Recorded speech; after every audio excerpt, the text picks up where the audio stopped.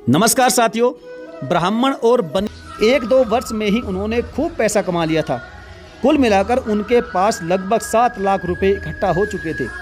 फिर उन्होंने निश्चय किया कि हम चाय का कारोबार विदेशों से करेंगे, विदेश से माल खरीद कर लाएंगे और अपने देश में अच्छे दामों में बेचेंगे। इस तरह से हमारी कमाई दोगुनी हो जाएगी। ऐसा निश्चय करके उन दोनों ने ही एक जहाज़ बुक किया और जहाज़ लेकर विदेश जाने लगे। तभी ब्राह्मण मित्र के मन में लोभ अर्थात लालच आ गया। वह सोचने लगा कि अगर मैं अपने मित्र को समुद्र में फेंक दूं तो यह सारा पैसा मेरा हो जाएगा। लोभ के वशीभूत होकर उसने अपने मित्र को सोते हुए जगाया और समुद्र में कोई अजीब सी चीज़ है ऐसा कहकर उसे देखने के लिए कहा। जैसे ही वह देखने के लिए आगे बढ़ा, उसने अपने मित्र को धक्का देकर समुद्र में गिरा दिया।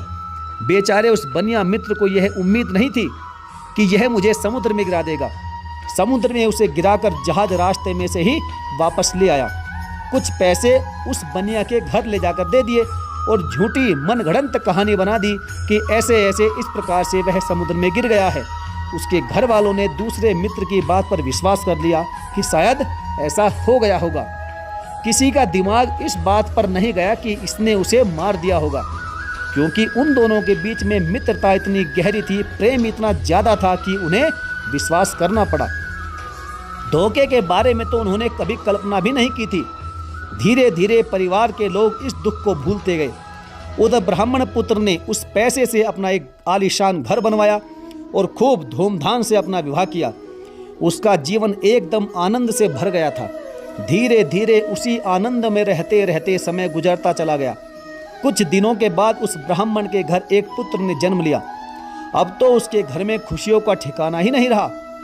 धीरे धीरे बेटा जब 3 वर्ष का हो गया तो वह बीमार पड़ गया। ब्राह्मण देव ने भी पुत्र का खूब बढ़िया से इलाज करवाया, क्योंकि उनके पास पैसे की तो कोई कमी थी नहीं। इसलिए उन्होंने बेटे का VIP ट्रीटमेंट करवाया, लेकिन फिर भी वह ठीक नहीं हो पाया। उसकी बीमारी और भी घातक होती चली गई थी। ब्राह्मण ने उसका इलाज बदल बदल कर कई बड़े बड़े डॉक्टर से करवाया, लेकिन कहीं भी उसे आराम नहीं मिला। यहाँ तक कि उन्होंने बच्चे का इलाज विदेशों में भी करवाया, फिर भी वह ठीक नहीं हो सका। उसका सारा पैसा उसके उपचार में ही खर्च हो गया। इसी तरह से इलाज कराते कराते लगभग 3 वर्ष बीत गए। ब्राह्मण भी कंगाली की स्थिति में पहुँच गया था। डॉक्टर्स ने हाथ खड़े कर दिए थे। घर मकान दुकान सब बिक चुका था। अंत में हैरान होकर बैठ गया। तब तक उनका पुत्र भी समझदार हो चुका था। पिता को रोता हुआ देखकर लड़का कहने लगा, पिताजी, अब मुझे किसी इलाज की कोई ज़रूरत नहीं है। मेरा समय नज़दीक आ चुका है। मैंने अपने हिस्से के सारे पैसे आपसे खर्च करवा लिए हैं। केवल 500 रुपये ही आप पर बाकी हैं। जब मैं मर जाऊं तो वह पैसे मेरी अंतिम क्रिया में लगा देना। इतना कहकर वह लड़का मर जाता है। बेटे की बात सुनकर ब्राह्मण देव के होश खराब हो गए। सोचने लगा कि इसका मतलब मेरा मित्र ही मेरे घर पुत्र बनकर उत्पन्न हुआ था और मुझे कंगाल करके चला गया। अब तो उसे अपनी करनी पर बहुत ज़्यादा पश्चाताप हो रहा था। सोचने लगा कि लोभ के वशीभूत होकर मैंने यह क्या कर डाला। अभी तो इसने सिर्फ पैसों का बदला लिया है, हत्या का अपराध तो अभी मेरे सिर पर बाकी है। ब्राह्मण देव को वैराग्य हो गया। दुनियादारी सब उन्हें मिथ्या लगने लगी थी। उसी दिन से उन्होंने संन्यास लिया। घर बार सब त्याग कर भगवान का चिंतन करने लगे और यही उनकी करने का प्रायश्चित था। धीरे धीरे भगवान की कठोर साधना करते हुए उन्हें सिद्धियां प्राप्त हो गई। उन्होंने अपना जीवन भगवान की भक्ति और लोगों की सेवा के लिए समर्पित कर दिया था। लोगों को धर्म का उपदेश देना और भगवत भक्ति करना ही उन्होंने अपनी दिनचर्या बना ली थी। उधर उनके मित्र ने बनारस में जन्म ले लिया था, जो आगे चलकर एक सन्यासी हो गए थे।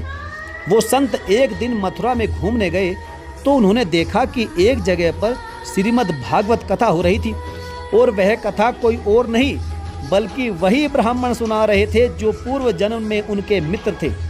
भागवत कथा देखकर महात्मा जी भी पंडाल में चले गए। महात्मा जी के पंडाल में प्रवेश करते ही उन्हें देखकर ब्राह्मण देव रोने लगे।